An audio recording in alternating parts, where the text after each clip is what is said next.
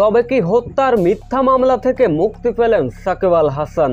সাকিবকে সুখবর দিয়ে একই বললেন বাংলাদেশ ক্রিকেট বোর্ডের নয়া সভাপতি ফারুক আহমেদ।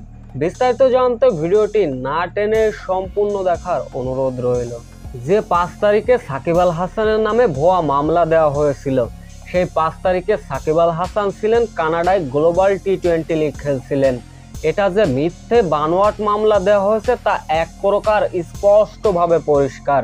হত্যা মামলার দায় ঘাড়ে নিয়ে পাকিস্তানে টেস্ট খেলছেন সাকিব আল হাসান। কোনো চাপ ছাড়াই খেলেছেন তিনি, দুর্দান্ত পারফরমেন্সও করেছেন তিনি। সাকিবকে নাকি দেশে ফিরিয়ে আনতে বিসিবিকে আইনি নোটিশ দিয়েছিলেন একজন আইনজীবী, সেটা আজ জবাবও দিয়েছে বিসিবি। এছাড়া সাকিবকে সব ধরনের আইনি সহায়তা দেবে বোর্ড বলে জানিয়েছেন। যতক্ষণ পর্যন্ত সাকিবের নামে গ্রেপ্তারি পরোয়ানা জারি না হচ্ছেন ততক্ষণ হয়ে জাতীয় দলে খেলতে তার কোনো বাধা নেই। আজ সন্ধ্যায় এক সংবাদ সম্মেলনে এমনটাই জানিয়েছেন ফারুক আহমেদ। সাকিবের ব্যাপারে স্পষ্টভাবে জানিয়েছেন, আমরা সাকিবকে সব ধরনের সহায়তা দেব, সব ধরনের সাপোর্ট দেব। আমরা এই মিথ্যা মামলা থেকে সাকিব আল হাসানকে আমরা বেরিয়ে আনব। সাকিব এখন খেলা চালিয়ে যেতে পারবে, কোনো ধরনের কোনো বাধা নেই।